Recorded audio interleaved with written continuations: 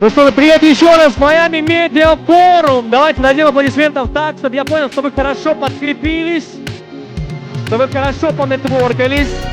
Кто сделал фоточку, дайте громче шуму. Хорошо. Кто сегодня уже выставил сторис, поаплодируйте. Кто уже выставил сегодня рилс? Ну мы засранцы, когда вы успели? Вот это быстрее. Ну что, друзья, а кто готов прямо сейчас очень быстро поделиться одним классным инсайтом, который он понял сегодня и теперь будет применять в свою жизнь? Вот прям я к вам прилечу, если кто-то готов сказать. Один инсайт, самый важный, который ты поняла.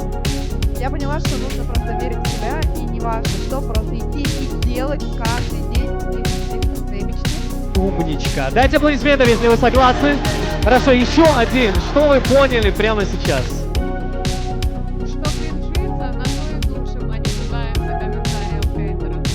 Что кринжится, на то и душим. Тут прямо с формулировкой поработали хорошо. Ну и третий, давайте, еще один. Вот девушка прямо сейчас снимает сторис перед своим подписчикам, перед маме. Ой, хорошая. Конечно же, не стесняться. Давайте поаплодируем еще раз. Ну и, конечно, поаплодируйте себе. Ну вот как вы себе поаплодируете? Выключай телефон, аплодируй себе прямо сейчас. Дайте шоу Майами! Вот. Это другое дело. Ну что, друзья, мы продолжаем Майами Медиа Форум, мы продолжаем качать вас новой информацией, инсайтами, историями прямо со сцены. Вы, конечно же, продолжаете расширять свой круг знакомств. Собственно, все идет так, как мы и планировали. Прямо сейчас мы хотим вывести немножко нетворкинг, общение и наше мировоззрение за пределы того, что мы привыкли. Потому что каждый из нас, я уверен, большинство, выросло все равно в своих границах. Сейчас мы послушаем людей, которые выросли абсолютно в другом environment, абсолютно в другом. Вот видите, как я сразу уже начинаю переключаться, как только мы двигаемся к англоговорящим спикерам. В абсолютно другой среде. Они, скорее всего, чаще всего по-другому думают, они по-другому воспитаны. Соответственно, сейчас они, возможно, для вас откроют какие-то новые границы, ваши границы, расширят их. Поэтому я советую слушать очень внимательно. Во-вторых, очень внимательно, потому что они будут говорить на английском. У кого проблемы с английским? Поднимите, пожалуйста, руку. Ну, это ваши проблемы. Вот. Вы в США живете уже сколько?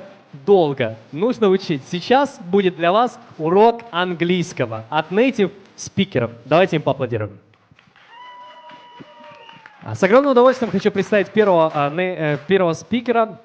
Это не native спикер, но он сегодня будет как раз таким связывающим звеном между нашим миром и миром тех, кто вырос в Америке. Генри Липатов, режиссер, VFX, мастер, креативный продюсер, работал с мировыми артистами, как Дженнифер Лопес, Эминем, Линкин Парк, Крис Браун, Келли Кларксон. Тут на самом деле много всего. Основатель собственной продакшн-компании, международный опыт США и Европа, победитель Каннского фестиваля, друзья. Ну что ж, Генри сегодня будет модерировать эту встречу, ну а мы продолжим дальше. Я хочу представить вам медиаперсона и звезда Netflix, одна из самых обсуждаемых участниц сериала Members Only Palm Beach. Проект вошел в Global Top 10, представитель новой волны медийных селебрити, предприниматель, дизайнер и креатор. Публикации в медиа, Fox News, Page 6, US Weekly, Inside Edition и многие другие. Медиаперсона и звезда Netflix Рамина. Ваши аплодисменты. Еще одна прекрасная, непревзойденная блогер с аудиторией 2,2 миллиона подписчиков, 30 миллионов охватов, co-founder Miami TV, founder of EnergyTulum, Energy Healer, TV personality, автор.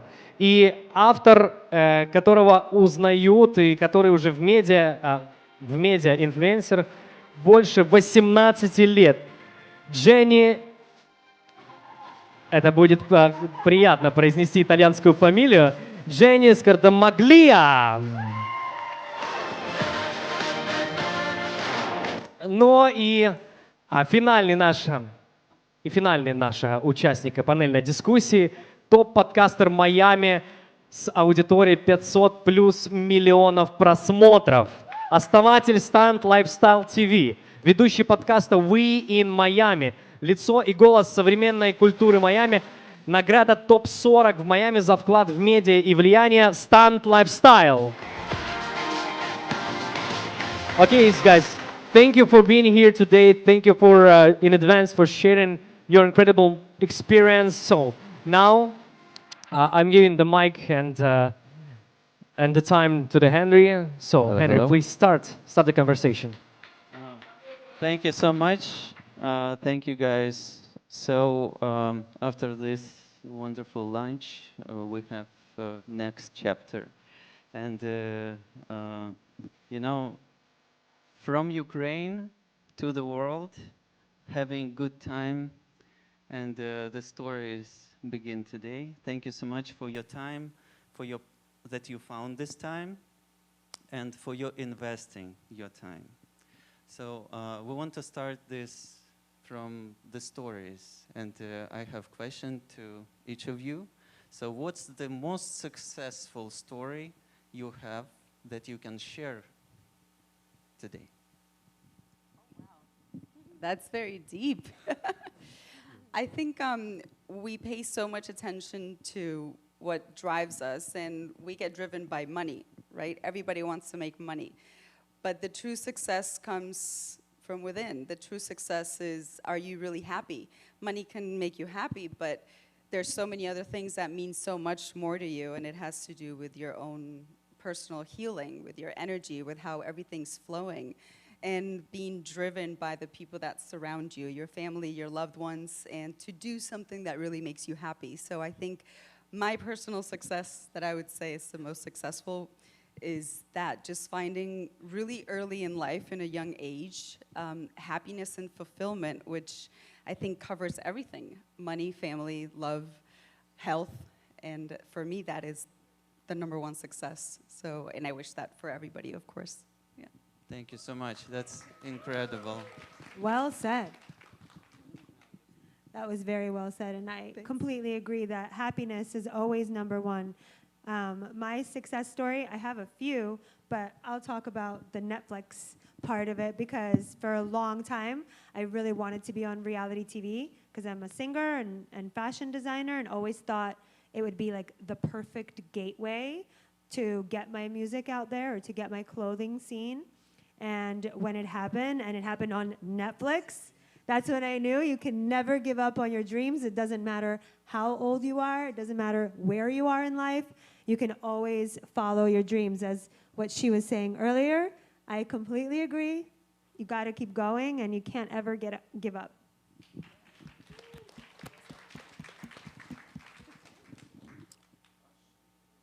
Wow, success. I think success is being able to impact people, make people's day better, put a smile on someone's face, you know, and so that's what I cherish doing with my platform, is motivating people, making people laugh, making people cry sometimes, you know. So I think success is impacting lives because, you know, all of us up here, you know, we reach so many people, and so many people like look up to us. So with that, I think comes a little responsibility, and I think that's what success is, I would say. But my biggest personal success was just seeing myself grow, because there have been times when I wanted to give up, when it becomes too much. Like she was saying, you know, social media and stuff, it can be a lot, you know. So sometimes, like anybody in the audience, you got to step away from social media, get a little break for a while, cleanse, go to the beach, you know, but yeah, success is definitely your mental health too, because us as influencers, it's always so much going on, and we have to take time to ourselves. But yeah, that's what I would say.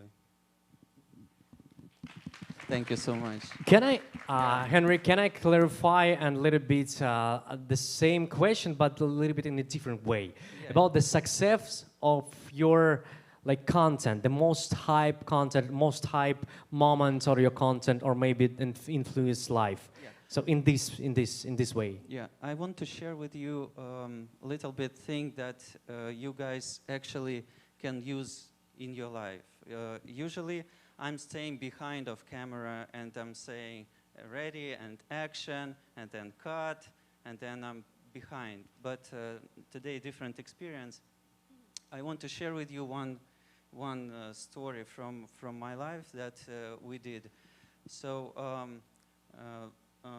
besides of directing, I have like marketing company. We just started a couple of years ago, and the case that we did successfully, that you can use also in your life, is this. So one company asked us to help to grow the audience for artists. The artist wasn't brand new. It was Marco Antonio Solis from Mexico. And he had on YouTube 2.5 million subscribers. And the manager, they stuck. The audience didn't grow fast. So he asked me how we can do it. And what we did, we implemented two things. First, the content, interesting content from the artist, and second, we created around 25 pieces of content which our mind just had from wherever. We tried different hypotheses, and as soon as we see. Yeah, and we did targeting. So we spent like $5 for targeting. And we checked how the algorithms work for each of these content pieces. And as soon as we seen that on graphics, like pew, like okay, so what's the type of content did this growth for $5? Like what? And as soon as we see that, immediately we did call and we did with artists 10 extra content, same thing. What this type of content gave us this boost, like little bit, and we spent $5 for this target. As soon as we seen second time proof, then I called manager, gave me money, and we spent like $1,000 to place just for this type of content. We filmed 10 more. And in 2 years, we did from 2.5 million followers, now it's 9.4 million followers on his YouTube channel. So that means how you guys can do it. Think about content, number one. Think about targeting, number two, very important. And also, as soon as targeting on small scale of your money works, try second time. On third one, you can push more, so you will have successful case. This is what I wanted to share with you, like how you guys can do that. All right, and we're talking now about global marketing and all this stuff. So I know you have a book. Can you tell a little bit about it? Sure, and I agree with what you just said. It's you have to be yourself and find what market you want, and then once you see something that works, don't lose it. Just continue being yourself. I think people appreciate honesty. So the book Heal Yourself, after Miami TV, for me it's so interesting to have two sides of our lives. We all have our private side, our spiritual side, and we have our business, right? The money-driven one. And it's important to find a balance between both of them. So you were talking earlier about the law of attraction. So many people trust the law of attraction, and your mind is so powerful.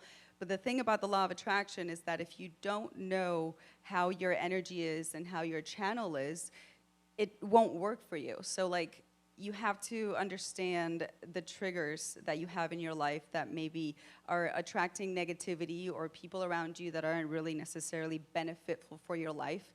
Know who to push away and be bold enough to push them away, and it's okay. And from there, analyze how your channel is. Is your channel opened or is your channel closed? And I don't think anybody talks about this enough. It's just, no, meditate however many hours a day and think about what you want. But if you're negative inside because you're toxic, because the things that you're doing attract negativity, okay? And one main thing is your sacral energy, which is basically what we generate, you know, when you are, let's say, intimate with others. That is your sacral energy, and it's not talked about enough.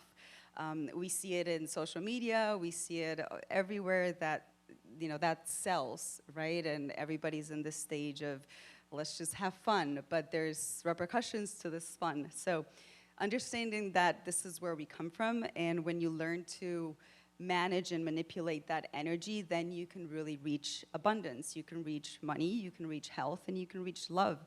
But how do you know if your channel is blocked? It's really simple.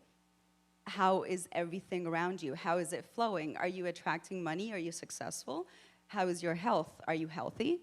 And what about love? Maybe you have money and health, but you don't have love. It's three balances in life that you need to learn, that they need to be in the same line, in the same level. Once you understand this and you start to see the little triggers of what you're doing wrong, and you're paying more attention maybe to money, but you leave health and love aside, those are gonna suffer.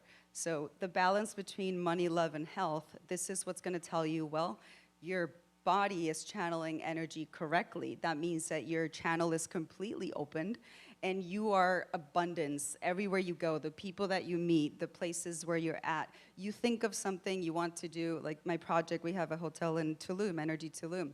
You think of it and boom, you do it. You want to do something and you're like, how is this possible? It's so easy. You think you want something and the next day, oh, I just met a person that, you know, this is an opportunity.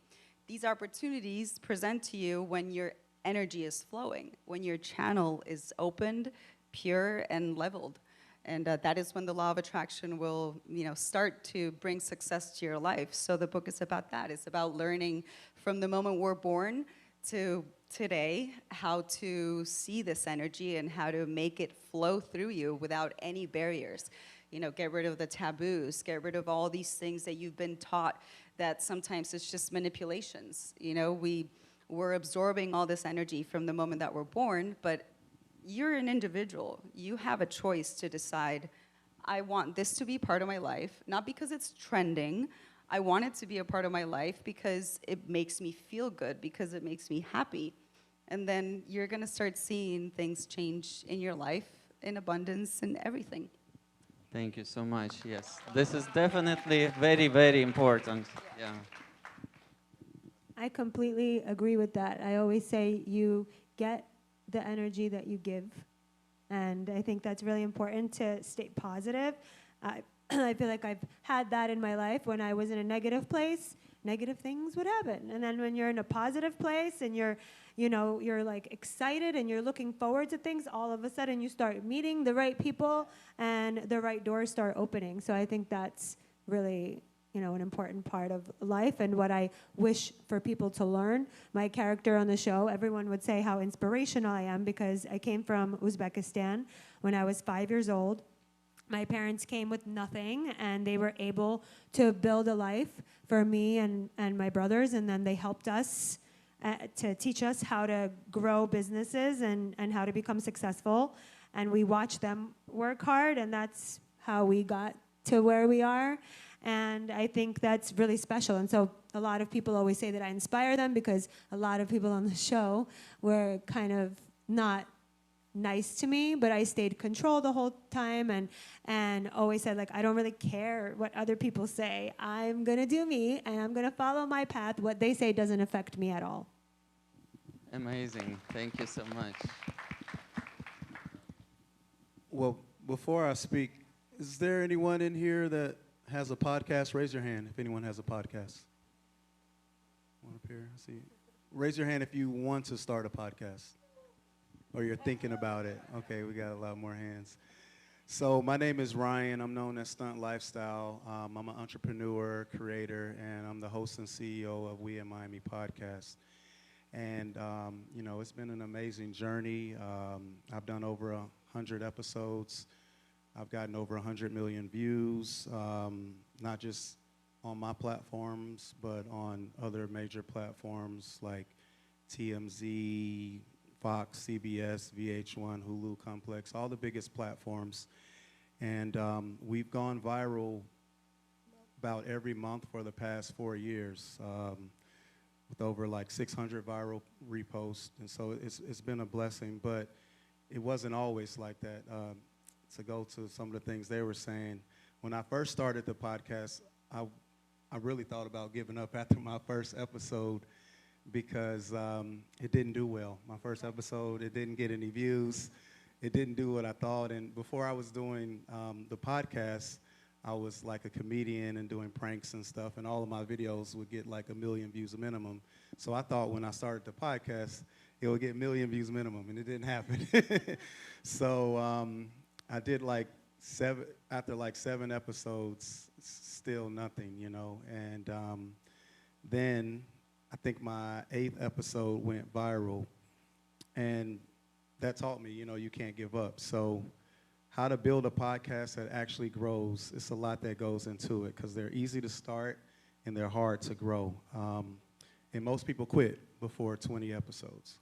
So I don't know if any of you that have a podcast or used to have one and quit, but how many people have seen their friends start a podcast and then it disappears after like a few months?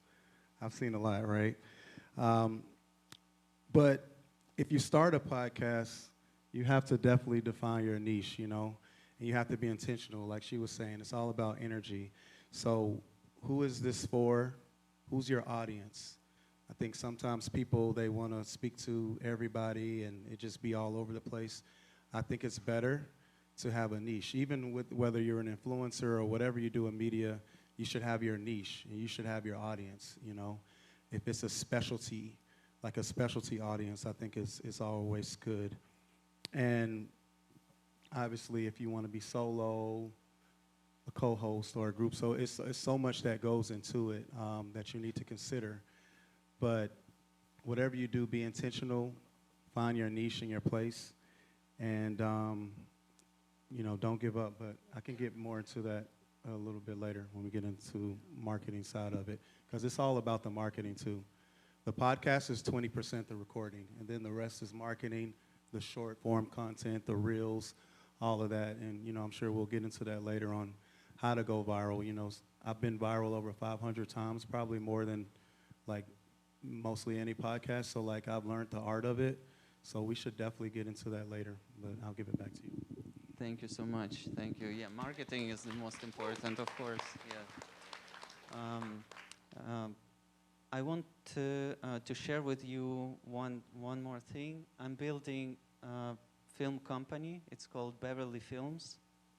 And after 170 music videos that I made, I understood that what I do, technically I'm renting myself to person, to artist, to label, to create something. And now I shifted a couple of years and started a film company, but a little bit different. So my suggestion for you also with how you will create your steps forward with your social networks, be a little bit different, even in small, tiny steps. So, law of attraction. So we took special niche to build only positive films. Positive, family-driven fairy tale about the power of woman and man, about some when you're falling down, you get up, and everything, we started to think we will do only this type of content, because this type of films, because nowadays it's too much other things. So we can balance. And from meditation, one day I got a message that one person who has positive mindset can balance 10,000, 100,000 of people who sleeping, who not awake. So I believe in this, and I think if you guys, with your power, really, really big power of social network, will do something amazing, powerful, positive, try to imagine how our world will be better. Just think about this. All right, so, and back to marketing. So I really want to hear, if you don't mind, can you share about marketing, your podcast? And Yeah, absolutely. Like you were saying, your intent too. Like if you create a brand, whether it's a podcast, an influencer, and you're able to like have influence and positivity towards people and impact people, it's gonna go up. Like it's gonna blow up. And it's all about emotions too. Like if you know how to strike emotions, whether that's good and, let's be honest, sometimes bad, whatever, any emotion you strike can blow up. A lot of influencers are even infamous, you know, like people hate them, but they still make you feel something. So, yeah, are there any influencers in here? Raise your hand if you're an influencer. I see a few.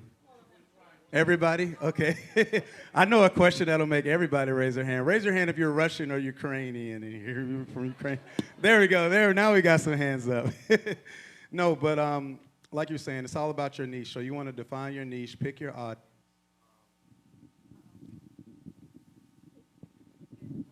Yeah, I got the bro. Oh, wow, your mic sounds way better. This is the Netflix mic right here. See, they gave her the good one. And your content, you need to make content that actually connects, right? Value-driven growth, not just vibes. So personally, 3 types of content that I think goes good, especially with podcasts. I would say education, where you're, you know, teaching people something useful, bringing some value. Entertainment, which is what I do. You know, mostly I do celebrity interviews and stuff. So personality, humor, storytelling. Storytelling is the best way, whether you're an influencer, making movies, videos, everything, TV, everything is a story. Even before we had social media and computers, back in ancient times, we stand around the fire and do what? Tell stories, right? Tell stories. So it's all about storytelling and also access. And so that's what I do as well, like special guests, insider perspective, and things like that. So, but the main thing is, right, that everyone wants to know is, how do you get views? That's the main thing. You want to get views, you want to be known, you want to go viral. So the main thing is, I think, short form content. You have to do your short form to send everybody to the long form. And the most important thing, a lot of you guys probably already know this, is that first 10 seconds, of that reel needs to pop. And you have to also ask yourself, what will make someone want to repost this? Like a lot of times we make content that we think is cool. Like I've done it a million times, but like other people, it doesn't move them. It's just like if you make content that's just about you only, that's cool, but you should make content that that's shareable content, like she said, that will make people want to repost it, because that's how you jog the algorithm. Even if your page isn't big, like Instagram and all these platforms, they'll shoot out your stuff, and I've seen little pages get millions of views just because it's just so viral. People are sharing it. People are talking. You want to make people have conversations in the post, right?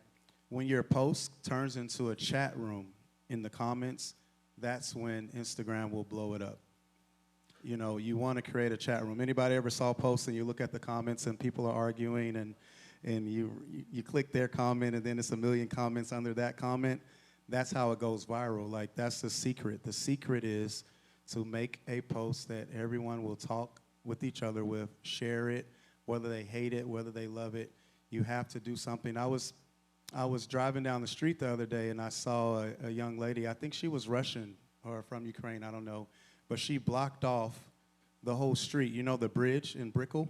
She blocked the street off and like had a photographer there and had a beach chair, and she like was doing a photo shoot in all the cars. And then the next day I saw it go viral on Only and Date and all these places, and it did good. But that's creative. You have to think outside of the box, like what will make you different from, you know, the 1,000 other influencers. So you want to hook your audience early, and consistency obviously is good because, like I said, I didn't go viral at first. Like it took time. You have to keep posting, keep posting. I've talked to Instagram higher-ups, TikTok higher-ups, executives, and they've all told me the same thing. They prioritize people who post a lot. I hate to say it, but like that's a very good question. What's a lot? Because it can get crazy. I mean, you know, they want you to post as much as you can. Me, I don't like to post too much because I'm into quality over quantity. I'm weird. Like, I want all my posts to go viral. I want every reel I do to go viral, which is a lot of pressure to put on, and I wouldn't recommend that for you guys, but that's just what I do now. But for you guys, I would recommend if you could do 1 post a day, which is hard if you're doing quality content, but at least a couple a week. But if you could do 4 per week, 5 per week, Instagram reps have told me that if you do 4 per week for a month, then they'll begin to prioritize your content. They will literally start prioritizing it. They've told me that. Oh, if you do more than 1 a day, that's good. The more, the better. Yeah, the more, the better. And like I said, even if it's not getting a lot of views, it's going to pick up. It's going to pick up. And you know how it is. Sometimes you put so much into a reel, and it's so good, and then you post it, and they don't show it to anyone. That's the most, like, depressing thing, right? You're like, dang, they didn't show that. But you can repost it later. So don't ever think that that's it. You can post it back later. Again, they don't penalize you for that. So you want to hook people early. You want to be consistent. And you want a growth strategy. And distribution, obviously, everywhere is free nowadays. You can get on everywhere, you know, Spotify, Apple, YouTube. And also, collaborations are so important. Raise your hand if you know about collabs. I know you guys, and it's so cool that we're all here, you know, at the Miami Media Forum, and Danny and everyone who put this together. This is great because Miami needs more community like us so we can collaborate. Imagine if all of us got in here and collaborated. I mean, everyone in here does something else. Like, we could really help each other. So collaborations are the most important. Instagram collabs, like if I interview a celebrity and they collaborate on the post, it's just going to jog it even more. Then you start getting into the millions of views and stuff like that. So you always want those collaborations on Instagram in particular. Always collab. You can do up to like 5 now, right? So do as many collabs as possible. And the main thing everyone wants to say, talk about, I know, is monetization, right? Raise your hand if you want to make money on social media. Or are you all like, okay, we got a few here. She's like, ooh, in the front.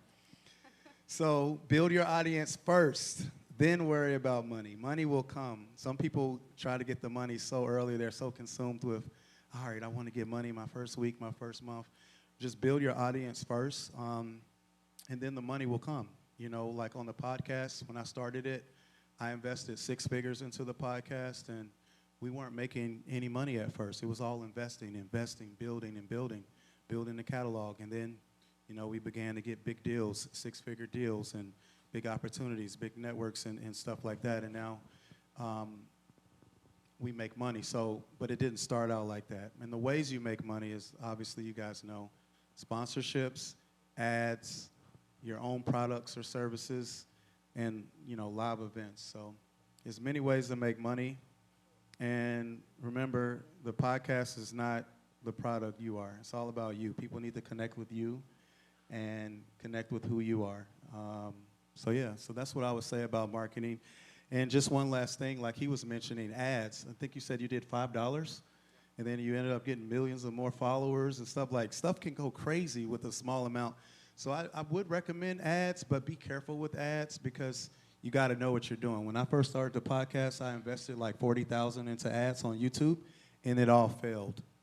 It didn't do well, and we wasted like $40K within a matter of like 3 weeks. I was just making the ads myself and all right, associated at the end of this. I didn't know what I was doing. So you have to definitely gain the knowledge, do research, and get a good team of people that can help you with the ads so you can do it the right way, because you can burn through a lot of money that way. Yeah, this $5 went to just for algorithms to give a little bit more so we can see, just for that. It wasn't to get some numbers. Right. So it's just as a test. And Right. test, then we did second test, good. And more then you money, started boom, investing more and more. done. Wow, yeah, that's great. And you have to invest in yourself. I mean, that's the main thing, investing in yourself. I mean, I'm sure like you guys have invested so much money in Miami TV. I haven't seen you for a while. Yeah. I've seen you on TV. I have question about your niche with a positive mindset. How you do collaborations? This is interesting. So I kept hearing you guys talk, and I'm like, oh my God, I'm old. Because we started Miami TV 18 years ago. Like, social media wasn't really a thing back then, and it was just me and my husband.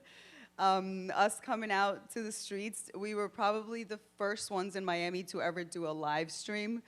And it was on TV. It was Channel 18 back then. Nobody watches TV anymore that much. But people want to see you live.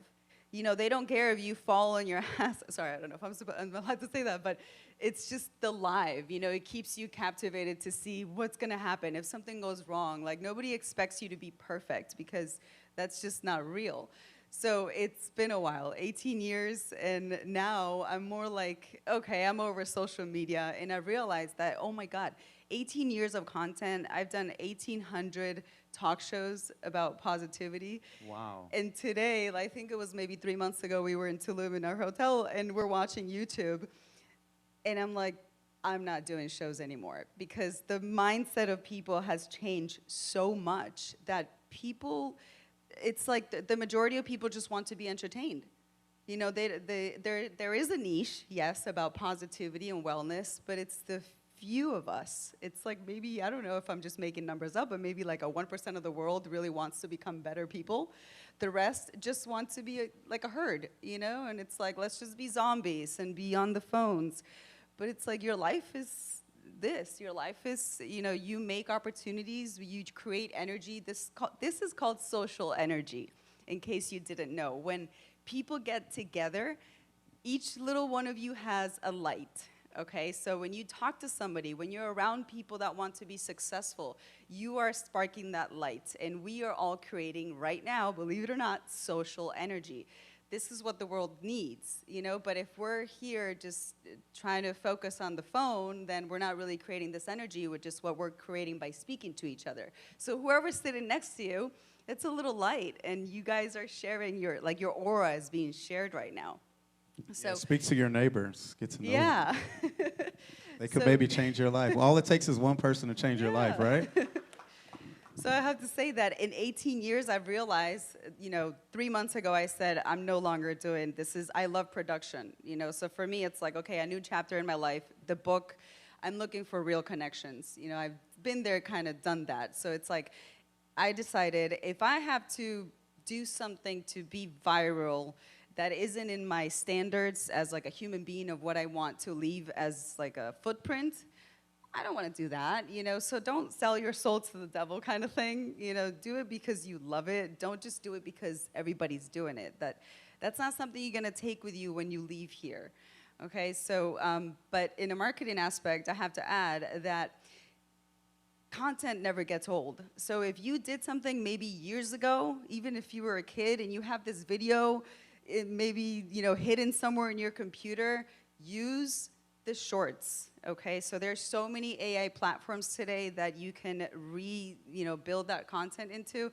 I know this is like more Instagram. Don't undervaluate Facebook. It actually pays a lot more than Instagram, believe it or not. And Instagram is so hard, but Facebook, oh my God, I think maybe last week there was 30 million in a reel that we did of a video of an interview in a club that we did like in 2010 in Miami.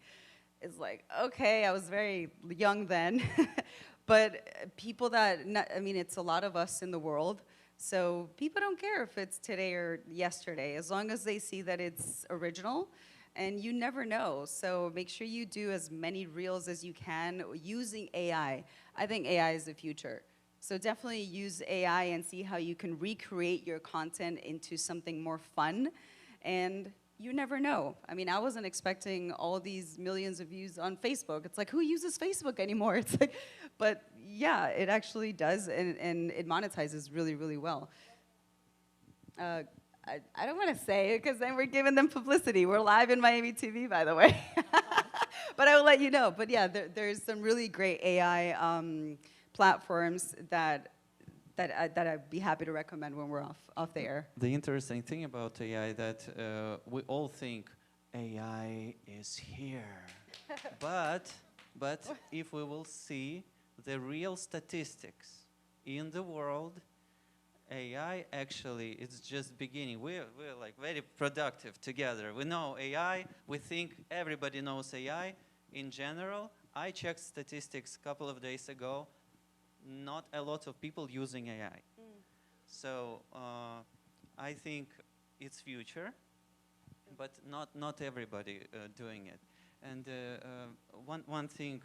By the way, just let you know that we have just one question. Maybe if you want, we can switch to the one of the question from the audience. If you want, if somebody have a really good question, we can get it, or you can ask them. Yeah, I want to share one thing, and yeah, we will do questions. So also wanted, before I came to this forum, wanted to share one possibility. So, and I'll do it quick. Back in the days, if you remember YouTube, it was YouTube Red.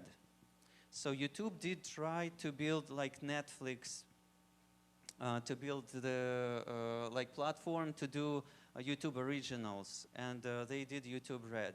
So we participate in one project with them, and we invited several influencers with millions of subscribers, and we did a film for YouTube Red, and it flipped. It didn't catch audience, everything was so low, so didn't work. So later I know like YouTube Red, no, and now we're using it differently. I still think influencers has power, but also influencers with like acting skills, with some real thing. And as you said, when we are together, we're meeting in one room, we do table readings, we film content, how we write the script, how we learn, how we acting, how we do rehearsals, how we going and film, and how we do post-production. This matters because it's very interesting for audience. And collaboration, as you said, appreciate you about this. So it's important, and do as much collaborations as we can. So this is important. And in Beverly Films, try to imagine the guy who driving like farmer in Texas. He driving his tractor, and he even didn't think how I can invest into Hollywood films, for example. Nowadays, we're giving this opportunity. So with collaboration, we're putting together small, tiny investors who can participate, invest, and also be in the part of films that bringing the energy high. And we're building this first to make the better world, of course, but second also to give possibility and chance for people who don't know how to invest in the films to do that. This is important. Thank you. Thank you.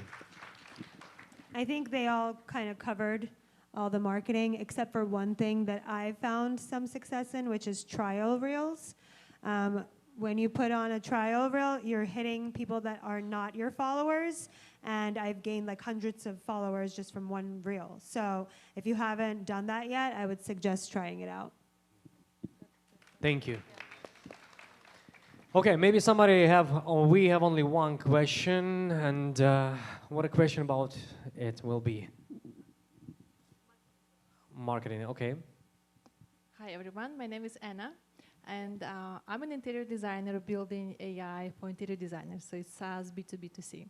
And my question about marketing, if you would be building a software tool for designers, what would be your approach to make a wow campaign that everyone would say, we need this product? If I would do that, I would use some like content like crazy that will connect to design.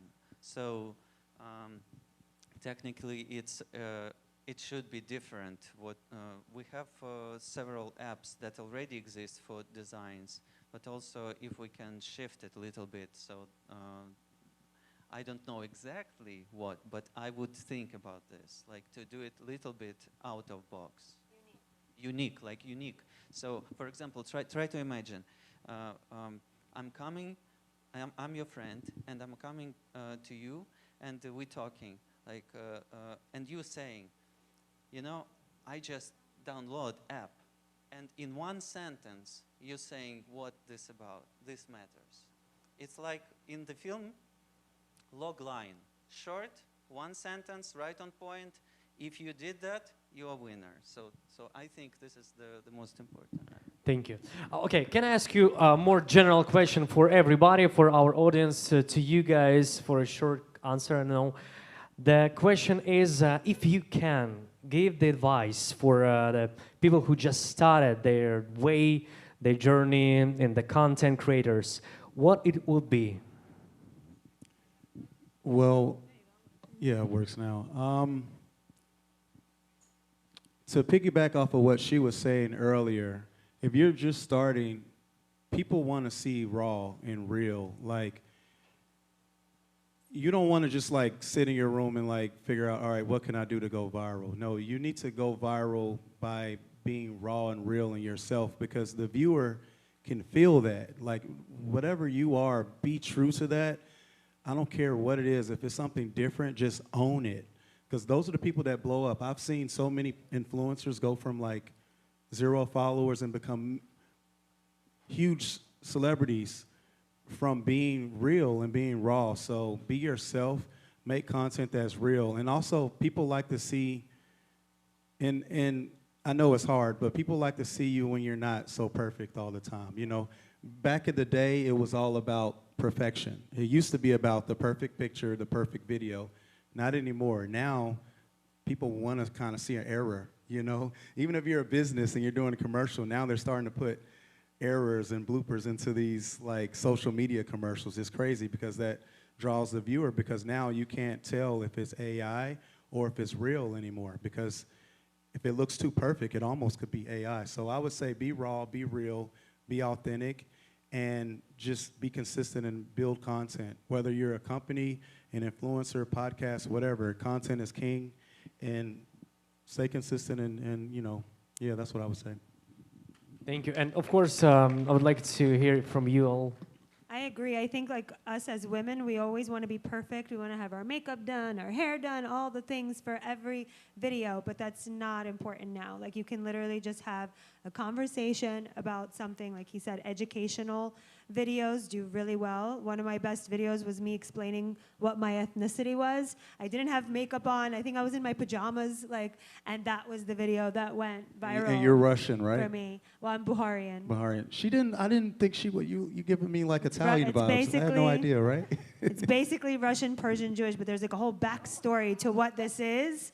And like I said, like, I had no makeup on, my hair was a mess, I was in pajamas, and I was just explaining, and that's the one that did the best. So I think being raw and real is 100% what you should do. Wait, so you said you're Russian, Persian, Jewish, so you're everything. Huh? Any black But it's Russians in only here? one I'm thing. black Russian, no? Any? But it's No, I'm just only playing. I'm one kidding, thing. man. It's not all those things. It's one thing. It's just Persian Jews. Persian Jew, there we go. Thank you. And Jenny? I think you need to understand that you are manipulating emotions. That is what social media does. And these emotions are energy currents going through your body. So what are you making people feel when they see your content?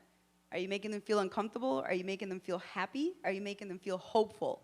And just choose which one you want to make them feel. The more real you are, the more relaxed you are, the less fake you are, the more people that are really gonna follow you for who you are as a person, not as a persona. So don't give up, persevere. And if it's in the cards for you that this is your future, then it'll happen. You don't have to stress so much. Stop trying to be so nitty perfect and everything has to be right. No. If it's in the cards for you, it will happen at the right time. Don't stress, relax, and just let the energy flow. Thank you. And one last thing, start where you're at too, because when I first started doing YouTube pranks and stuff, I didn't have any equipment. I literally used like an iPhone, and people would, record me, and I got like hundreds of millions of views off of the iPhone. So I'm not saying use your iPhone, but start where you're at. Like, don't wait. Oh, I got to get this camera, this lens. Start where you're at. More things simple. Yeah.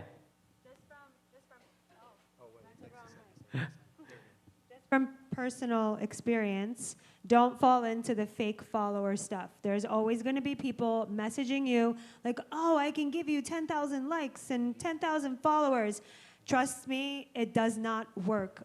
My account now is my third Instagram account because I got sucked in to the fake followers. Instagram sees that you have fake followers and they do not push your content to anyone other than the fake bots that you have. So like, if there's one piece of advice that I can give is don't fall into that trap. Wait, no, that's so good. Hold on. Because this is really big, right? Because listen, we know that people in the world are followers. So if they see you look like you have a large audience, they'll view it, right? So we get sucked into that. But she's so right.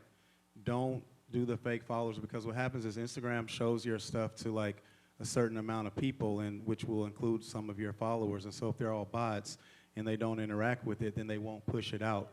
Like when I started the podcast page, I had like 200 followers, and it just was so bad because I didn't have any problem. I'm like, well, I'm gonna be patient, and we just wait, and we just slowly, 1,000, and then 2,000. Now, one viral reel pop, you'll get the followers. So try to be very careful with that, and don't buy the fake followers and the likes, because if you buy the fake views, it's gonna ruin the video. So what happens is, if you buy 100,000 fake views, those views are only gonna be 3 seconds, right? Because they're bots. So then Instagram says people don't like watching this video because they're only watching 3 seconds of it. Whereas if they're real people, some of them will watch the full 3 minutes, some of them will watch half, and then they'll say, oh, people like this video, so let me recommend it. So it's almost like you're your own worst enemy if you buy those views. It'll look good, but no one will see it. And what's the thing? You want real impact, because that's how you blow up.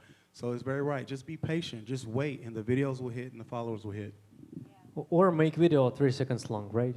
Wait, I'm joking. Yeah. Wait. Okay. And Henry, finish this one with advice. Okay, I just will adjust one thing about be different. So be different with if you just starting, how you look. My suggestion is add something to your visual, so you will be completely different for your audience. So this is only one thing what I have. Put something on your chin. Thank you. Guys, let's make the round of applause for these beautiful people who share their advices to you. More applause, guys, to everybody. Thank you. Thank you. Thank you. Thank you so much. And one more time about them, and a round of applause for all our guests from United States, and for Henry to facilitate this conversation. Thanks so much. I'm from Ukraine. Definitely. And if anybody has any more questions, I'll be out there. If you want to start a podcast, or if you're a business, we can meet, and you can follow me at the Stunt Lifestyle on Instagram. Yeah, let's collaborate, guys. Wait, what's everybody else's social media? Guys, Check. Guys, we have a few presents and gifts Ooh. to you, from our sponsors, for our partners. So we will be happy to present it to you right now. We can make it right now to the stage. Please, thank you for sharing all your experience, all your stories. Make sure to follow me, bro.mina.official. Watch her on Netflix, members only. Do that.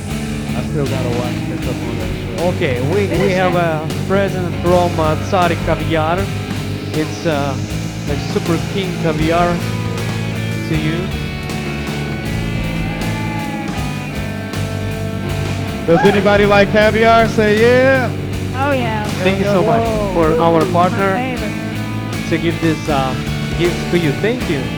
Thank you Your so much. advices, and you earned this caviar today, so it's good. Yeah. Will work for caviar. Yeah. Друзья, давайте поаплодируем еще раз нашим гостям.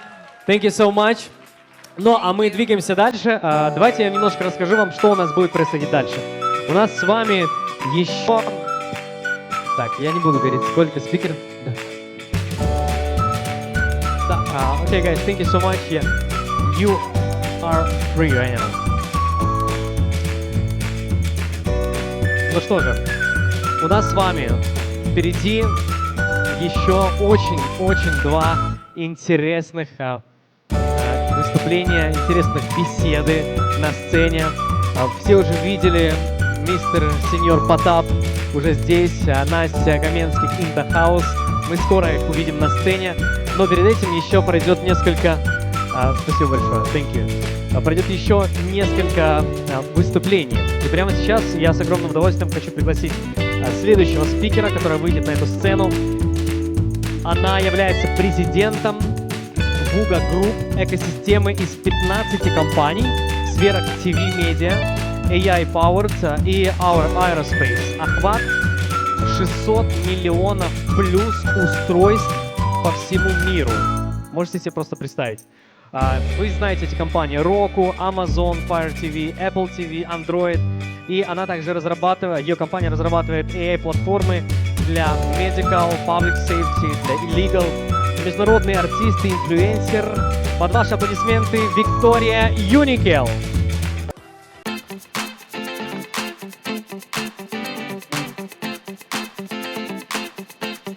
Отлично, привет, привет, Майами, привет всем. Мне нужна еще... Да, вот эта штучка прекрасная. Так, ну что, как вы? Отлично, отлично. Так, прежде чем начать, я вам хочу признаться. Я снималась в кино, я выступала перед многотысячной аудиторией, как певица, но я никогда не была в сцене. Это первый раз. Поэтому я волнуюсь, потому что мне не все равно. Я прошу меня поддержать. Спасибо, спасибо. Это дебют специально для вас. Итак, я начну с вопроса к вам. Кто из вас по-настоящему считает, что делает крутой продукт, крутую услугу? Поднимите, пожалуйста, руки. Класс, очень много. А теперь второй вопрос. А кто из вас прямо сейчас может пойти в Google, набрать эту услугу, свой бренд, свое имя и увидеть там не только ваш Instagram, YouTube, который, конечно, у вас есть, веб-сайт, а статью о вас в Forbes, Daily Mail, New York Post. Вот именно. У вас. Где? Класс. Так вот, большинство. Вы крутые, но мир об этом не знает. И сегодня я хочу вам рассказать, как перестать быть секретом и стать настоящим брендом. Поехали. Итак, зачем нужна пресса? Спросите вы меня. У меня есть Инстаграм, у меня есть YouTube, я снимаю контент постоянно, алгоритмы меняются, охваты растут, падают, ну и что? Я покупаю ads, у меня все хорошо. А я вам скажу вот что. Социальные сети и веб-сайт – это то, когда вы говорите «я хороший». А пиар и пресса – это тогда, когда огромные медиа, всемирные медиа говорят о том, что он хороший. Вы чувствуете разницу? Итак, 4 индустрии, которые наиболее нуждаются в прессе. Это стартапы, иммиграция, личный бренд и локальный бизнес. Немного подробнее о каждом из них. Стартап. Вот вы начали проект, который нуждается в инвестициях. У вас есть идея, которым инвестор нуждается в хороших идеях. У вас есть реализация этой идеи, А инвестору еще нужно доверие. Как доверить вам большой капитал? А как это получить доверие? Вы на Инстаграме выйдете и скажете «я хороший»? Этого недостаточно. Но если инвестор о вас прочтет в огромной медии статью о вас или в несколько статей о вашем продукте, о вашем проекте, то вопрос доверия снимается автоматически. Иммиграция. Кто строит карьеру в Америке, не понаслышке знает, что такое EB-1. Виза талантов. И если раньше можно было показать какую-то небольшую прессу, которая не особо кому известна, и свои заслуги, то сейчас это ужесточилось во 100 крат. Сейчас нужна федеральная национальная пресса. Без этого никак. Моя компания, мы работаем с большим количеством компаний адвокатских, и мы усиливаем кейсы, помогаем их клиентам. Далее, личный бренд. Вы лучший доктор, вы лучший режиссер, вы лучший оператор. Но если ваш потенциальный клиент пойдет в Google и наткнется на статью о вашем конкуренте, то он выберет его, а не вас, потому что тот известнее, даже если цены выше. И локальный бизнес. Здесь все очень просто. Чем известнее бренд, тем он дороже стоит. Например, мы в Майами, локальный бизнес в Майами. И вот ваш бизнес постоянно Miami Herald, Palm Beach Post, Palm Beach Daily News, Hot Living. Что происходит? Вы становитесь селебрити, а у селебрити цены выше и клиентов больше. Итак, как попасть в прессу бесплатно? Одна из моих компаний, Voga Media Group, мы работаем с более 1400 международных СМИ, и я знаю, о чем я говорю. Итак, 3 совета. Первый совет. Вы должны стать экспертом. Вы начинаете снимать контент, именно экспертный контент. Видео, фото, выставлять это все на свои социальные сети. И обязательно вы начинаете полезный блог на своем веб-сайте. Это просто must-have. Когда у вас достаточное количество контента, через несколько месяцев, вы идете в Google News и смотрите, какие новости, которые наиболее к вам близки, к вашей нише, всплывают. Заходите на каждую новость и смотрите, кто автор этой новости. Чаще всего большие СМИ, они пишут именно социальные сети автора, даже его имейл. И вы связываетесь с ним и пишете письмо. Я такой-то, такой-то, я эксперт в этой области, вот линки на мои статьи, вот я сам. И предлагаете себя в качестве эксперта для будущих статей на вашу тему. Поверьте мне, журналистам нужна экспертиза. Когда они освещают какую-то тему, им нужны эксперты. И у вас огромный шанс просто попасть в большие СМИ таким образом. Инфоповод, информационный повод. Вас наградили, вы куда-то поехали, вы что-то кому-то рассказали, новая услуга. Связывайтесь с локальными, с федеральными, с любыми средствами массовой информации и говорите. Предположим, у вас ничего не происходит. И здесь выходит на первое место мое любимое. Пиггибэкинг. Оседлай свинью. Что это такое? Значит, это мы берем какую-то горячую новость, и мы прицепляемся паровозом к этой горячей новости. Как это все работает, я вам расскажу на своем примере. В конце декабря был приватный ивент, посвященный бою Джейка Пола. Это вот когда ему челюсть сломали, прямо вот на следующий день, через несколько часов был этот ивент. Я была приглашена на этот ивент, и я сделала то, что сделал бы самый лучший, уважаемый себя. Короче, я сделала то, что сделал любой пиарщик. Я отправила весь материал, который был там отснят, в газету «The Sun». Газета The Sun – это британский таблоид, очень известный. Это десятки миллионов читателей, и они специализируются на вирусных новостях. Им понравился этот материал, и они его опубликовали. В статье была фотография с Джейком Полом, и я была как источник того, что происходило на этом ивенте. Все материалы, которые были там предоставлены, имели копирайт Vuga Media Group, моя пиар-компания. Далее, что произошло? Эта новость была перепечатана далее большими еще средствами массовой информации. И в итоге я получила coverage 1 миллион читателей только англоязычных. Я уже не считала другие языки, которые тоже перепечатывали эту статью. Вот так это все работает. Теперь, предположим, вы не ходите на такого рода ивенты. Что же делать? Без проблем. Идем куда? В Google News. И смотрим, что же там такого горяченького сейчас обсуждается.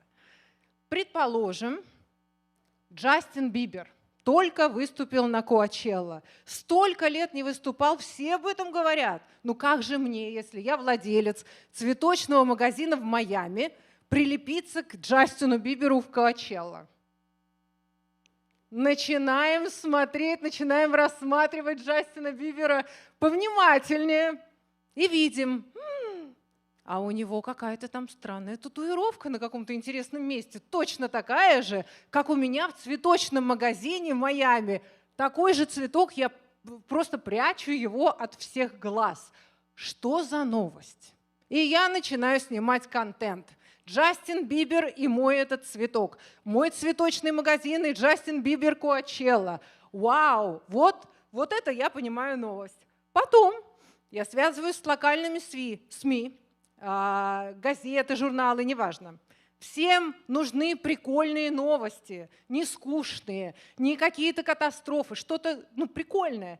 Я им говорю, вот у меня вот этот редкий цветок, посмотрите, у Джастина Бибера татуировка, давайте напишем, заодно поддержите мой локальный бизнес. Вот, в общем, полет фантазии безграничен. И, наконец, пресс-релиз, абсолютно простой, идем в Google, пресс-релиз Distribution, смотрим, какие компании, и подаем пресс-релизы. Теперь я хочу вам рассказать про ошибки, вернее, ошибку, которую можно совершить. Опять же, из опыта нашей компании. Год назад к нам внезапно начали обращаться инфлюенсеры с просьбой очистить их репутацию в интернете. Но мне самой было интересно, что же такое произошло. Оказалось, недобросовестные пиар-агентства, те, которые, знаете, вот в Инстаграме говорят, давайте мы вас разместим на обложку, напишем еще где-то. Так вот, они продают ненастоящие публикации. И что получилось? Девочки клюнули на эту удочку и накупили себе Vanity Fair обложки Denmark. И мало того, что накупили, еще и запинили это все в Инстаграме как главное достижение. Ну, для публики это работает, это как бы селебрити. А что произошло на самом деле? Это большие бренды, которые с ними работали, начали расторгать контракты, потому что никакой бренд не хочет быть ассоциированный, большой я имею в виду, с фейком. И мой вам совет – всегда проверяйте, особенно франшизы. Везде можно найти информацию, лишь бы искать. Итак, список фейковых изданий, которые вот наиболее гуляют. Это Vanity Fair Denmark не существует. Vanity Fair Германия. Он существовал, но он закрылся в 2009 году. Variety Sweden не существует. L'Officiel England не существует. Есть UK, но нет England. И под конец я хочу рассказать про два своих проекта новых. Первый проект – это Unbox Me. Пожалуйста, сфотографируйте. Это уникальный проект. Как он родился?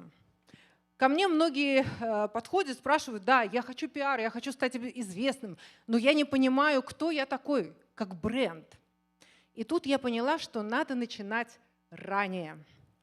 Так родилась идея создать этот проект, и сейчас мы вместе с партнерами почти его закончили, он скоро увидит уже свет. Сейчас работает wait-list, так что вы можете регистрироваться. Что он делает? Он полностью распаковывает вас как личность по архетипам, по цветам, числам, как вам строить контент, кто вы, кто ваш бренд. И исходя из этого уже делать контент-план, какой контент и так далее. Мы, естественно, используем AI, последние технологии, но это на самом деле уникальный проект, которым я сама буду пользоваться с удовольствием. Поэтому, пожалуйста, регистрируйтесь и всем тем… самое главное, распаковка по архетипам будет для всех бесплатно. А другие функции этой платформы в течение 2 дней, кто зарегистрируется, тому будут большие скидки. И еще один проект Vuga Foundation. Наша благотворительная организация. Мы поддерживаем артистов, мы поддерживаем художников, моду. И мы партнеримся с 3 замечательными местными проектами, которые будут. Sunny Isles Fashion Week, Art US Nation Association и Florida Supports Florida. Пожалуйста, если вы из мира моды, если вы артист, художник, тоже сфотографируйте себе по поводу участия. Это на самом деле замечательные проекты. Итак, под конец я хочу вас всех поблагодарить за внимание.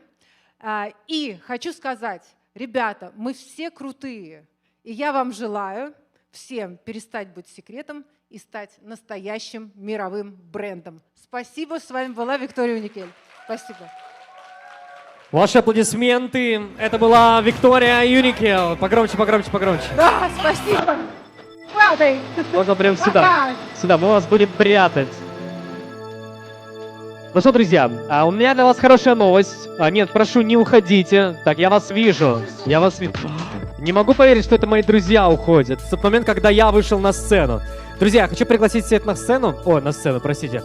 В зал, потому что сейчас у нас будет спикер, например, которого я очень ждал сегодня, потому что я делаю попытки двигаться в YouTube. И вот он сейчас расскажет, как это нужно делать и вообще, что нужно делать. А во-вторых, хорошая новость для вас. Мы сделаем после него маленький кофе-брейк. Если вам понравилась эта идея, поаплодируйте. Или вы не устали? Не устали, но кофе-брейк нужен, да? Хорошо. Поэтому мы сделаем буквально маленький кофе-брейк, но если мы с вами договоримся, что он будет ровно 20 минут. Вот мы выходим и потом все вместе возвращаемся. Потому что мы же не можем пригласить нашего следующего артиста, очень уважаемого, на сцену, когда вас здесь не будет. Поэтому все, я вас предупредил. Ну а теперь с огромным удовольствием хочу пару слов сказать о следующем спикере. Анатолий Власов. 1,6 миллионов подписчиков на YouTube. Как мы знаем, уже больше 100 тысяч подписчиков в Instagram, которые он даже просто не ведет, а просто дал ссылку на свой Instagram у себя на YouTube-канале. 8 лет он этим занимается. Самый известный русскоязычный канал про иммигрантов YouTube «Столица мира». Многие из вас смотрели, я уверен, даже не один выпуск. Основатель визового центра, создатель VR-игры, 150 тысяч продаж за 2 месяца. Одна из игр больше 3 месяцев в топ-10 в США на Meta Quest и на мобильных платформах.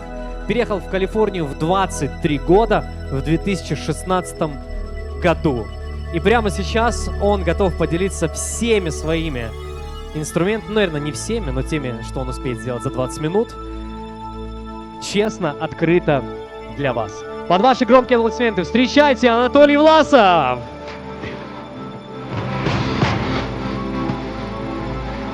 Анатолий, хочу пожать вам руку. Раз. Как слышно? Нормально? Да? Супер. Сегодня много людей говорят про YouTube, про Reels, конкретные инструменты, что можно снимать, что нет. Я решил немного подойти по-другому к своей теме. Дело в том, что, мне кажется, большой ошибкой является, когда вы смотрите на блогера, то вы видите просто человека с камерой или там человека с оператором, который просто снимает видео.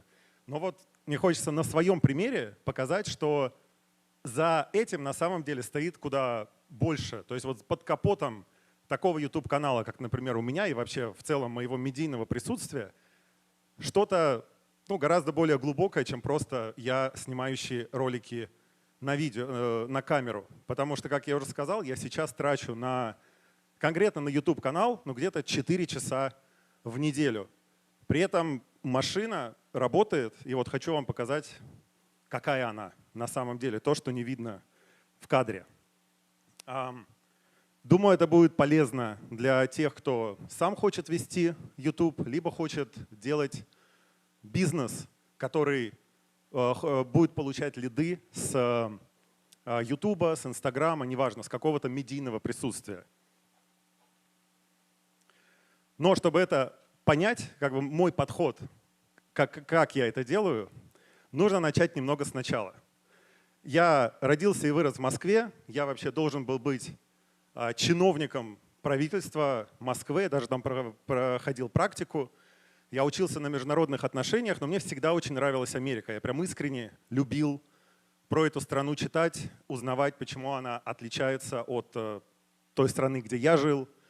И в целом я не планировал прям однозначно уезжать, но все изменилось в 2014 году.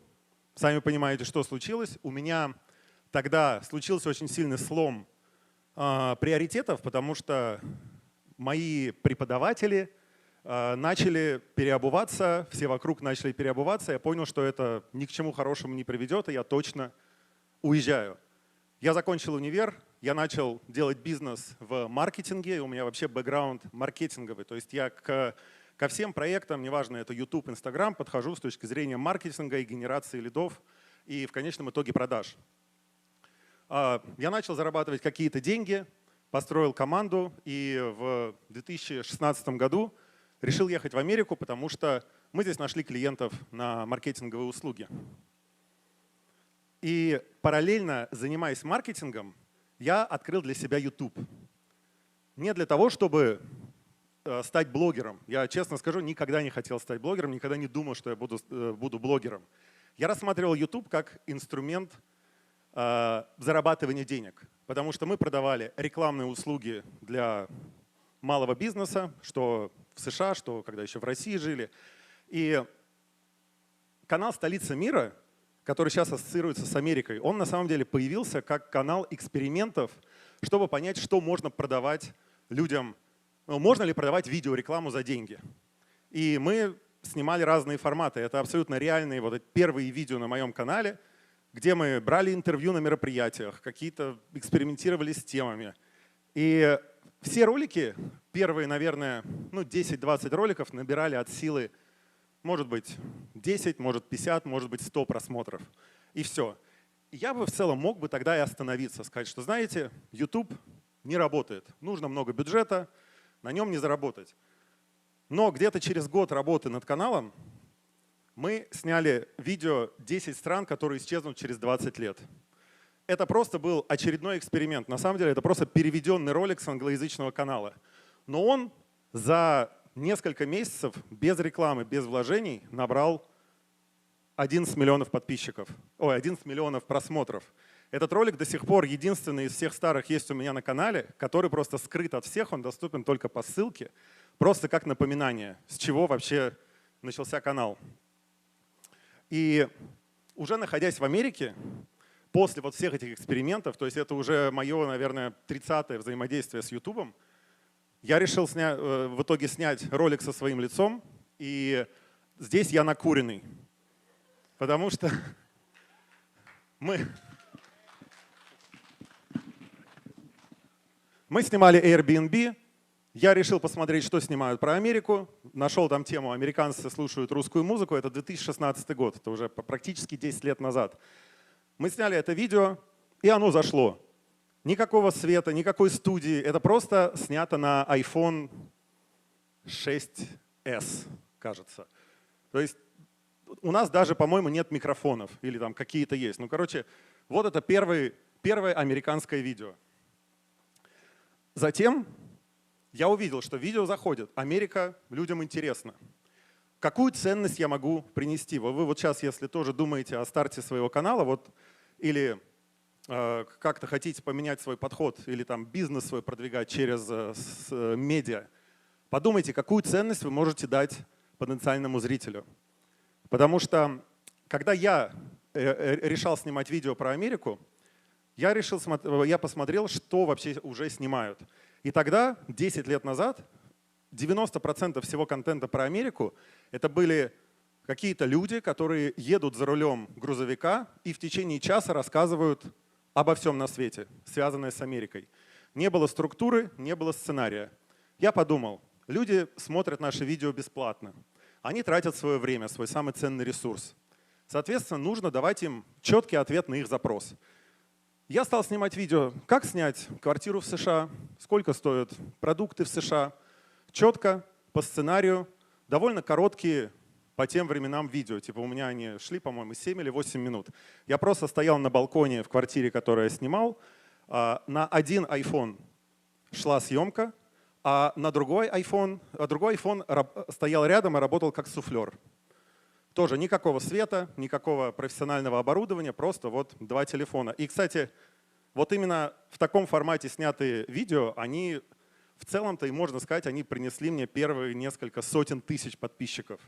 Хотя в тот момент уже был дорогой продакшн на YouTube, уже было много людей и компаний, которые снимали намного лучше, чем я. И я стал выпускать ролики каждую неделю. Потому что на YouTube регулярность, она очень важна для алгоритмов. Алгоритмы не будут рекомендовать ваши видео и ваш канал, если они не будут видеть, что вы постоянно приносите новый контент на платформу.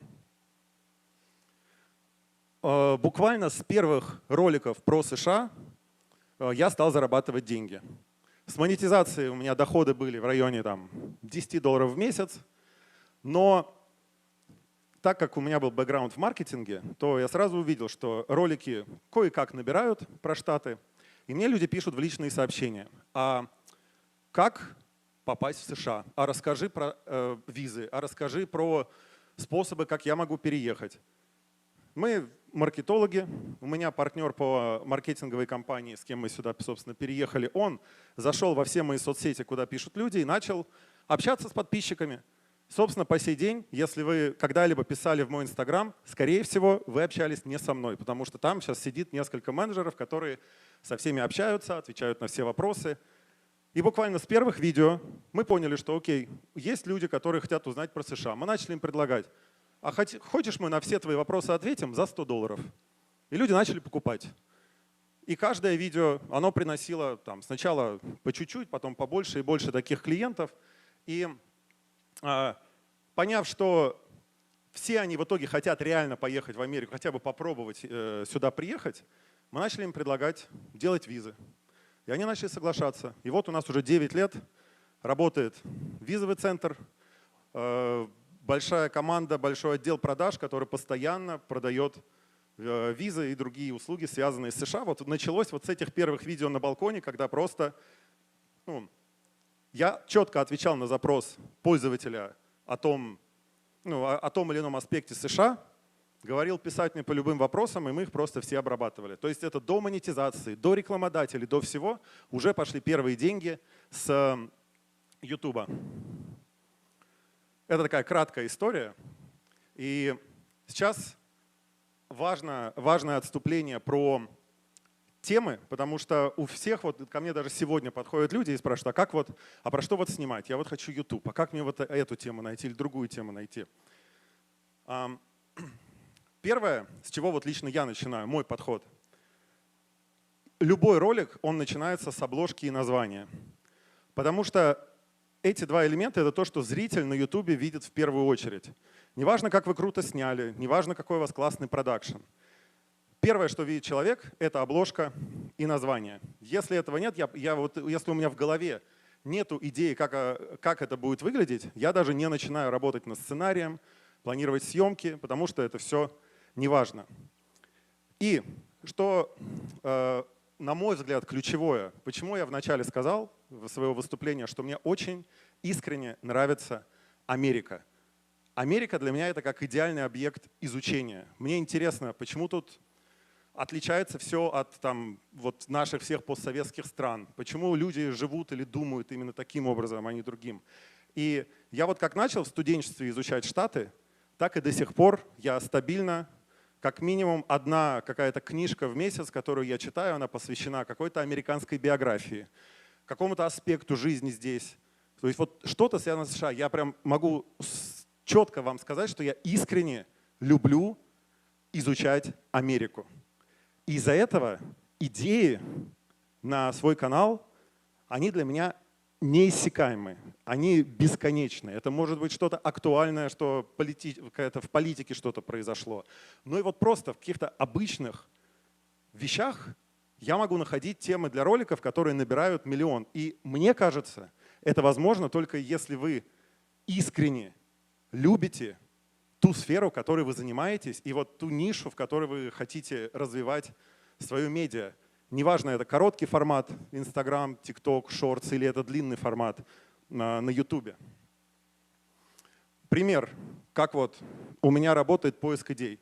Я однажды листал TikTok и увидел там девушку, которая рассказывала, что вот, а вы знаете, что американка какая-то, а вы знаете, что в Америке не 50 штатов, а 6 разных культурных регионов. Я это прочитала вот в этой книжке. Типа, что вот люди же в Майами живущие, они отличаются от людей, живущих в Калифорнии. Люди с Аляски отличаются от людей с Техаса. Почему так?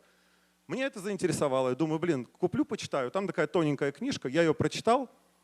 Я понял, что, блин, ну это круто, но если я назову ролик 6 культурных регионов Америки, никто на него не кликнет. Я его назвал, я вот сразу придумал, типа, лучший штат для жизни в США, типа гид по всем штатам.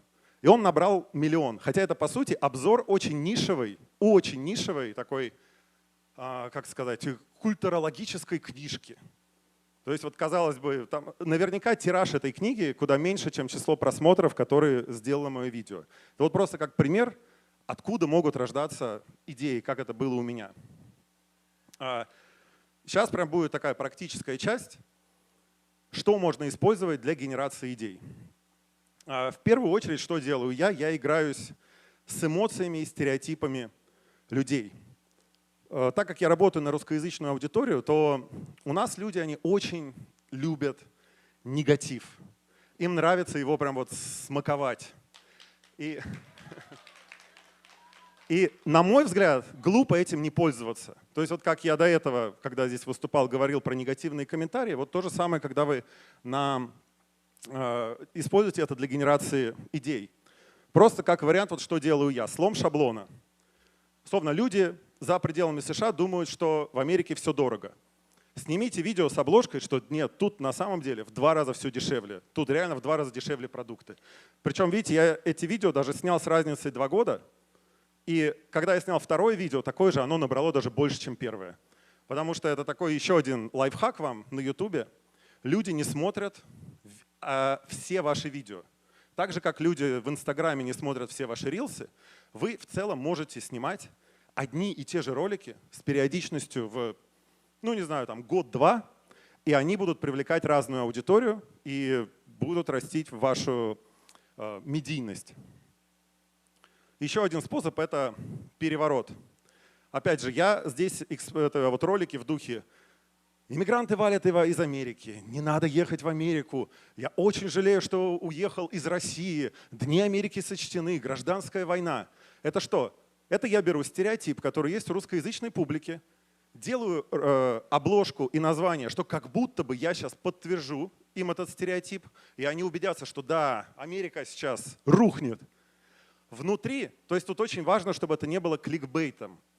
Потому что когда человек кликает на каждый из этих роликов, я ему там вначале говорю, что да, действительно, вот сейчас сложные времена, и, возможно, Дни Америки реально сочтены. То есть я подтверждаю, что он кликнул именно туда, на что он хотел. Я его не обманул. И дальше я начинаю потихоньку, шаг за шагом, этот стереотип разрушать. А действительно ли Дни Америки сочтены? А по каким показателям? А кто это говорит? Вот смотрите, давайте разберем. И я потихоньку этот стереотип переворачиваю. И таким образом я привлекаю очень разных людей. Я точно знаю, что среди моих зрителей есть люди, которые прямо лютые хейтеры с США, которые, посмотрев мои видео, очень сильно переобулись. Другой способ — это качели. Это, по сути, когда вы снимаете ровно противоположные ролики. В США очень круто, и в США загнивает. Опять же, почему это работает? Потому что алгоритмы что Ютуба, что Инстаграма подсовывают видео разным людям с разными интересами. Человек, который кликнет на то, что в США круто, и потому что он хочет верить, что в США круто, он вряд ли кликнет на видео о том, что в США загнивает. И наоборот. Но вы в любом случае в выигрыше, потому что у вас аудитория, у вас клики, engagement, в конечном итоге продажи той или иной услуги. Ну и самый важный показатель на YouTube — это на самом деле удержание. YouTube хочет, чтобы люди как можно дольше времени проводили на платформе, потому что это позволяет YouTube откручивать больше рекламы, больше зарабатывать. Соответственно, YouTube продвигает те ролики, которые удерживают зрителя как можно дольше на платформе. Поэтому на YouTube длинные видео очень хорошо залетают. К сожалению, не все могут, как Юра Дудь, делать 5-часовые интервью, но уверен, YouTube очень любит Юру Дудя, потому что у него стабильно очень высокое удержание. И последний в этом блоке момент. Я рассматриваю каждый ролик, и вы тоже должны так делать, как и с рилсом, как ролик, в котором зритель впервые меня увидит. То есть он не знает, кто я такой, неважно, сколько у меня подписчиков, неважно, что я снял уже 700 роликов про Америку. Возможно, он видит меня в первый раз. И, возможно, он вообще в первый раз слышит про США. Вот даже так. Поэтому я очень часто в своих видео прямо вот разжевываю, казалось бы, очевидные моменты. Когда я говорю, что Конгресс США, я добавляю, ну это как парламент или там Госдума, только в Америке, или там Трамп, и добавляю президент США, чтобы разжевывать людям, и они понимали, потому что мы никогда не знаем, насколько разные люди разного уровня понимания могут смотреть ваш контент. Про монетизацию. Сейчас у нас большое визовое агентство. Мы делаем кучу типов виз в США, в Европу. Уже мы давно разрослись. Как я и сказал, система уже работает без меня. Я трачу 4 часа в день на само производство контента. Я знаю, что многим интересны цифры, сколько приносит монетизация. Это когда YouTube платит за просмотры. На самом деле на русскоязычную аудиторию монетизация не очень большая. Я могу показать скриншот. Это за все время существования канала, сколько мне заплатил YouTube просто за просмотры. Это 282 тысячи. Обратите внимание, что показатель начал двигаться только где-то в районе 2020 года. Начал регулярно я снимать видео в 2017 году. То есть 3 года я сам монтировал, снимал, делал обложки, выкладывал и практически ничего за это не получал. То есть мы зарабатывали только на визах, и монетизация, то есть я не вру, монетизации никакой особо не было. Что-то началось только вот в 2020 году, так что можно считать, что это цифра за последние 5-6 лет. Что для Америки на это не особо можно нормально прожить, тем более в Калифорнии. Пару слов про хейтеров. Тоже ко мне многие подходят, говорят, как ты работаешь с хейтерами, как ты с комментариями, как я и говорил на своей предыдущей панели. Хейтеры — это ваш актив, это источник ваших идей. Что нужно понимать? На YouTube комментарии пишут в среднем меньше 1% зрителей. Поэтому какой бы хейт вам там ни писали, или наоборот, как бы вас ни хвалили, не стоит это все воспринимать всерьез, потому что это мнение только 1% людей, которые посмотрели ваш контент. Поэтому у меня в комментариях полная свобода слова, можно как угодно меня оскорблять, что угодно мне говорить. Я никогда не баню, никогда там у меня нет никаких стоп-слов, и все ровно. То же самое, когда у меня сейчас уже реклама выходит в каждом ролике, и в каждом ролике иногда по несколько реклам, и в комментариях люди тоже жалуются. Тоже пофигу, потому что это не влияет ровным счетом ни на чего. Нравится людям, что у меня реклама или нет. Это вот сейчас у меня такие цены на рекламу. Реклама у меня за эти 8 лет я проработал от фудтраков до крупных международных компаний типа Warner Brothers. Я через мой канал, так как у меня канал смотрит от 300 до 600 тысяч уникальных пользователей из США, русскоязычных, где-то каждые 2-3 месяца, то есть это вот мой охват на Америку, то я видел, как компании через меня из фудтрака вырастали до сетевых ресторанов там, с 5-6 точками, как там выходили на миллионные обороты буквально за первые 2 месяца работы со мной, потому что это прямой доступ вот к американской аудитории здесь, вот к иммигрантской. Но у меня остается буквально 1 минута. Интересный взгляд с другой стороны. Мне всегда хотелось все равно выйти на американский рынок. И логичным бы шагом для меня было бы сделать англоговорящий канал. Я его даже сделал. Но, честно скажу, в эпоху нейросетей и дубляжа от Google, который сейчас делает перевод автоматом на 7 языков друг в друга, я считаю, что нет смысла вообще делать контент на языке, на котором вы не уверенно разговариваете, не как носитель, потому что через год-два это будет неактуально. Все будут друг друга понимать благодаря нейросетям. Поэтому я пошел другим путем.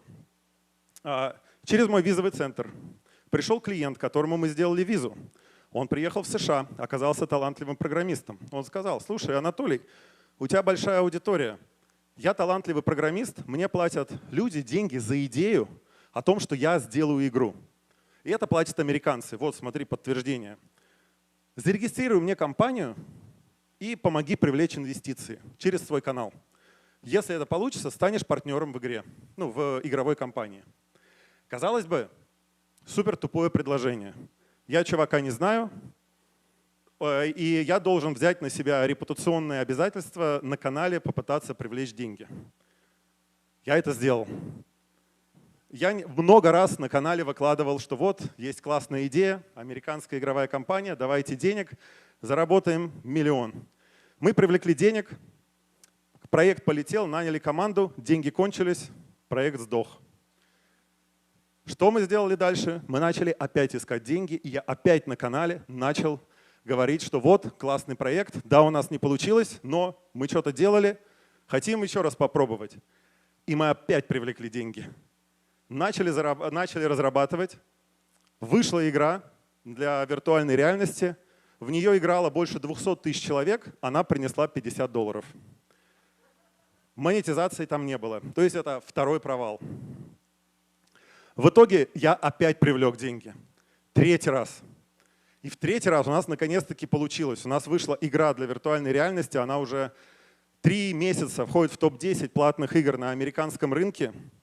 У нее больше, это только на платформах VR, 2 миллиона скачиваний у нее на мобильных платформах. И прямо сейчас мы ведем переговоры с Китаем, чтобы выходить на их рынок и портировать, так как у них закрытая инфраструктура. Да. Я не хочу быть как голословным. Это реальный скриншот статистики. Я не могу называть точные цифры, но можно почитать. Это только на VR, только в США. Игра стоит $10, в нее играет несколько сотен тысяч человек. Это реальная статистика, чтобы просто не казалось, что я тут придумываю это все.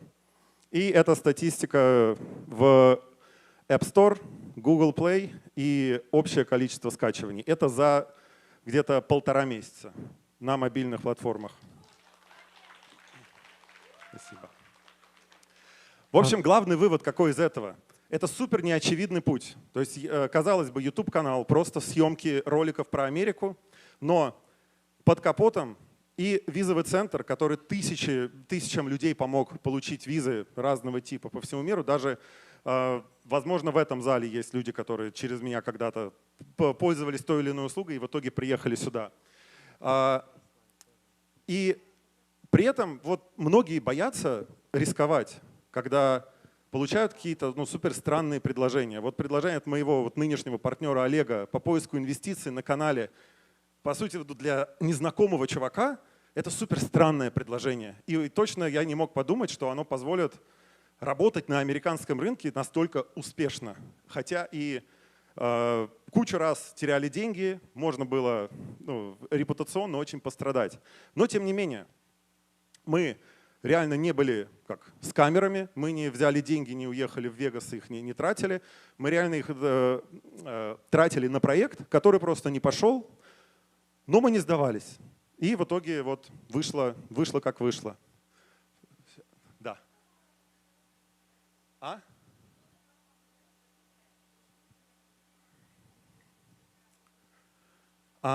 Можете повторить вопрос, чтобы все услышали? Да, вопрос был в том, что давало веру в этот проект, если 3 раза приходилось просить деньги, и только на 3-й раз получилось. Ну, дело в том, что вот мой партнер Олег, он реально очень такой passionate про разработку игр. Он прямо этим живет, он очень такой, с одной стороны, творческий, с другой технический человек, который прям вот, у него свой вижен, который находит отклик у случайных людей. То есть вот когда я говорил, что мы встретились и ему платили деньги за идею, как это было? Он написал на Reddit, что у него есть вот идея сделать такую-то игру, такой-то концепт. Этот пост завирусился, ему куча американцев стали писать, типа, чувак, скинь PayPal, мы тебе будем донатить. И ему начали донатить где-то по $2000 в месяц, просто за то, чтобы он делал игру. То есть, ну вот он как-то этим заряжает. И просто важно, наверное, делать дела с людьми, которые порядочны, которые не замечены в том, что они кидают кого-то, обманывают. И ну, рано или поздно это получится. В общем, вот такой вот. Так, мы уже сильно задержались. Не все, в общем, так очевидно. Вы никогда не знаете, даже если вы снимаете там канал YouTube, делаете Reels, Shorts для своего бренда или лично для себя, никогда не знаете, куда это может привести. И я бы мог просто продолжать снимать видео про Америку. Но мне надо было что-то есть, поэтому мы сделали визовый центр. Потом, когда выросли подписчики, я стал продавать рекламу вообще для всех, кто обращается. И потом, когда просто встретил интересного человека, он предложил суперстранную идею, я решил рискнуть своей репутацией и получилось еще и на американский рынок выйти. Вот так вот опосредованно через канал про Америку для русскоговорящих. Так что you never know. Спасибо. Друзья, ваши аплодисменты. Анатолий Власов, спасибо большое за такую классную, структурную и сторителлинговую историю про YouTube. Ваши аплодисменты. Огромное спасибо. Ну что, друзья, как и обещал, у нас сейчас будет с вами перерыв ровно 15 минут, так, чтобы через 15 минут вы пришли, пока уселись, и ровно в 6 мы начали. Вам понравилось выступление, Анатолия? Классно, да? Помните, что после кофе-брейка на этой сцене будет Потап и Настя Каменских. То, ради чего многие из вас сюда пришли, ради чего вообще я сегодня здесь работаю на сцене. Нет, не ради тебя, Денис, ради Насти Каменских, если честно. Поэтому ждем всех ровно через 15 минут в 5:55 уже здесь.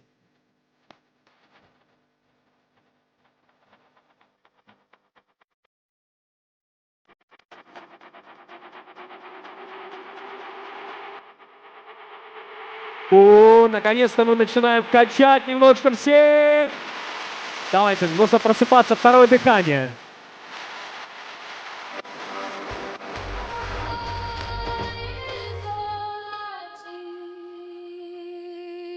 No one is worthy of robbing my peace. I'll keep climbing high, living in my own rhythm while the world dances by.